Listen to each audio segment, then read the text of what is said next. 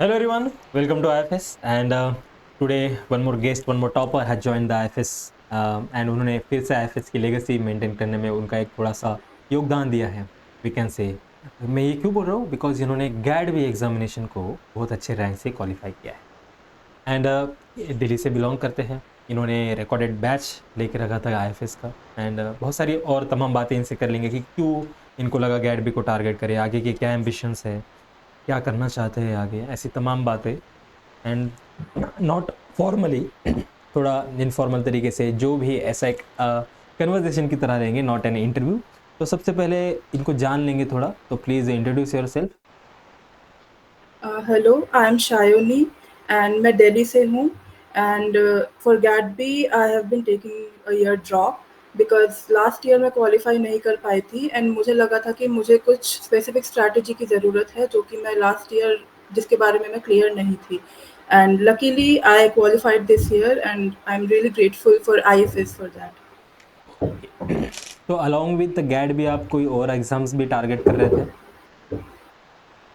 मैंने IIT jam के लिए भी किया था बट अनफॉर्चुनेटली उसमें मेरी रैंक अच्छी नहीं थी एंड मैंने रिसेंटली एम्स एम बायोटेक का भी एग्ज़ाम दिया है।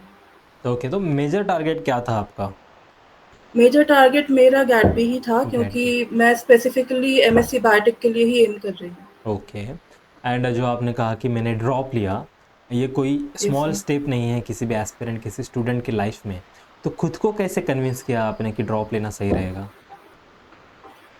सर मुझे कहीं न कहीं खुद पर कॉन्फिडेंस था कि अगर मैं एक ईयर ड्रॉप ले लेती हूँ तो फिर मैं कर पाऊँगी क्योंकि लास्ट ईयर मेरा कॉलेज का फाइनल ईयर भी था एंड मुझे लगा था कहीं न कहीं उसकी वजह से मुझे कम टाइम मिला था। तो अगर मैं 1 साल ड्रॉप लेती हूँ तो मुझे टाइम भी ज़्यादा मिलेगा एंड मुझे ये सोचने का टाइम भी मिलेगा कि आगे कैसे प्रोसीड करना है। Yes, right, very right. And but ये आपकी अकेले का डिसीजन था या घर वाले सहमत थे या फिर आपने मनाया उनको? नहीं सर, मैंने पहले खुद डिसीज़न लिया था एंड देन काफ़ी मनाना पड़ा था घरवालों को क्योंकि वो नहीं चाहते थे कि मेरे स्टडीज़ में 1 ईयर का गैप आ जाए। बट जब रिजल्ट आ जाते हैं तो ये गैप डजंट मैटर, ये सब यस नॉर्मलाइज सर। हो जाता है। ये सब जो यस सर। स्ट्रगल है वो स्वीट मेमोरीज में चेंज हो जाती है, जो अभी आपके साथ हो रहा है। Very nice. एंड माइंडसेट कैसा था, मतलब बिल्कुल फुल्ली पॉजिटिव थे या फिर कभी कभी डिमोरलाइज हो जाते थे, मॉरल डाउन हो जाता था कि यार फालतू में ड्रॉप लिया है? नहीं सर, ऑनेस्टली मैंने ड्रॉप लेने के डिसीज़न को कभी रिग्रेट नहीं करा है very good. And I was optimistic about my self. Very nice, बहुत बढ़िया। एंड IFS के बारे में कैसे पता चला आपको? सर एक्चुअली जब मैं लास्ट ईयर प्रिपेयर कर रही थी तो मुझे मैं ऐसे यूट्यूब वीडियोज़ में भी लेक्चर्स देख रही थी एंड देखते-देखते मुझे रियलाइज़ हुआ कि IFS पे कंटेंट काफ़ी क्लियर एंड काफ़ी अच्छा है। तो इसलिए मैंने डिसाइड किया कि पहले एटलीस्ट मैं थोड़ा खुद से कर लूँ, अपना फाउंडेशन थोड़ा क्लियर करूँ एंड देन IFS को जॉइन करूँ। Very nice. And why gate B, मतलब आपने बताया कि MSc बायोटेक्नोलॉजी में करना है, तो क्यों बायोटेक्नोलॉजी में करना है आपको? सर एक्चुअली सच बताऊँ तो स्कूल टाइम में मुझे मेडिकल करने का मेरा डिसीजन था बट फर्स्ट ईयर में मेरा नहीं हुआ and then I stumbled upon this course and मुझे रियलाइज़ हुआ कि मेडिकल से भी ज़्यादा मुझे ऐसे लैब वर्क में ज़्यादा इंटरेस्ट है एंड देन मैंने थोड़ी रिसर्च की इस कोर्स के बारे में और मुझे रियलाइज़ हुआ कि ये कोर्स मेरे लिए ज़्यादा बेटर है। Very nice. एंड क्या पसंद है बायोटेक्नोलॉजी में? सर एक्चुअली मुझे इसमें माइक्रोबायोलॉजी और इम्यूनोलॉजी बहुत पसंद है, ये 2 सब्जेक्ट्स तो इसमें ही आप एंड कुछ करना चाहते हो आगे? Yes sir.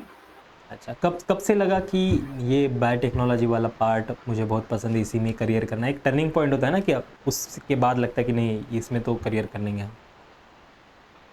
सर जब मेरा मेडिकल में नहीं हुआ था तो मैं और भी ऑप्शंस ढूँढ रही थी कि हम्म। मुझे मेरे जो इंटरेस्ट्स हैं उससे रिलेटेड क्या-क्या कोर्सेज़ हैं। तो उसी टाइम मुझे बायोटेक्नोलॉजी के बारे में पता चला था एंड फिर मैंने और थोड़ी रिसर्च की कि इसमें कौन-कौन से मतलब क्या-क्या मैं आगे जाके कर सकती हूँ एंड क्या एम या पर्पस है इस कोर्स का। और उसके बाद मुझे रियलाइज़ हुआ कि हाँ, मेरा और उसपे मैंने डिस्कवर भी कुछ-कुछ चीज़ें की कि मुझे किस चीज़ में इंटरेस्ट है, नहीं है। तो तब मुझे रियलाइज़ हुआ कि हाँ, ये कोर्स मेरे लिए बिल्कुल सही है। बहुत बढ़िया। एंड अगर सिलेबस की बात करें गैडबी की, तो ऐसे कौन से यस सर। यूनिट थे जो बहुत चैलेंजिंग लगते थे आपको, दिमाग घुमा देते थे? सर मेरे लिए बायो प्रोसेसिंग इंजीनियरिंग थोड़ा नया था, इसलिए मुझे थोड़ा चैलेंजिंग लगा क्योंकि मेरे ग्रेजुएशन टाइम पे मुझे ये सब्जेक्ट पढ़ाया नहीं गया था, वो ओके। इंक्लूडेड नहीं था मेरे कोर्स में।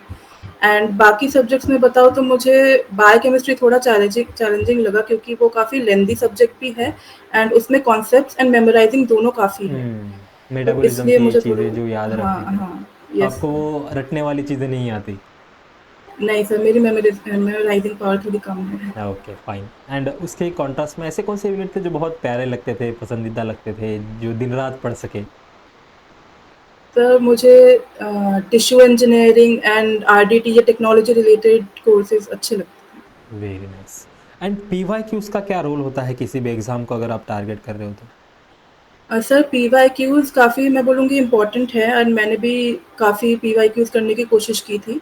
एंड पीवाईक्यूज़ इम्पोर्टेंट इसलिए है क्योंकि उससे एक आइडिया लग जाता है कि एग्ज़ाम कैसे होता है, उसमें कौन-कौन से टॉपिक से ज़्यादा फ्रीक्वेंटली क्वेश्चन्स आते हैं एंड उस हिसाब से हमें ये भी पता चलता है कि कौन से टॉपिक्स हमें अच्छे से प्रिपेयर करने चाहिए और फिर उसको अगर करें तो ये हमारे वीक्स एंड स्ट्रेंथ्स भी पता चलते हैं कि हमें कौन से टॉपिक्स में ज़्यादा ध्यान देना चाहिए।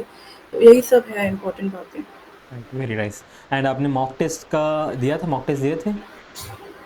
नो सर, एक्चुअली मुझे टाइम नहीं मिला था क्योंकि मैंने काफ़ी कम टाइम के लिए कोर्स किया था। हुँ। तो मैंने ज़्यादातर पीवाईक्यूज़ और डीपीपीसी किए रिवीजन थे। के ऊपर ज़्यादा ध्यान दिया। Yes sir, yes sir. Okay, very nice. And अगर मैं कहूँ कि इस एग्ज़ाम को आपको 2 महीने बाद फिर से देना है, ये एग्ज़ाम हमने रिजेक्ट कर दी है, तो ऐसे क्या चीज़ें आप ऐड ऑन करोगे जिससे और बेहतर रैंक आ जाए? सर जैसे कि मैंने कहा मेरी मेमोराइज़िंग पावर थोड़ी कम है एंड इसकी वजह से भी मेरे कुछ मार्क्स कम रहे हैं, तो मैं उस पे और ज़्यादा ध्यान देना चाहूँगी।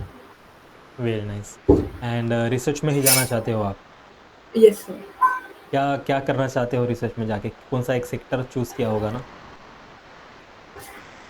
सर मैं बोलूँगी कि मैं हेल्थ केयर सेक्टर में जाना चाहती हूँ, क्योंकि वो मेरा स्टार्टिंग से ही एम रहा है। Yes, right. मतलब कैंसर, इम्यूनोलॉजी में आप जाना यस चाहते सर, यस सर। हो। वेरी नाइस, बहुत बढ़िया।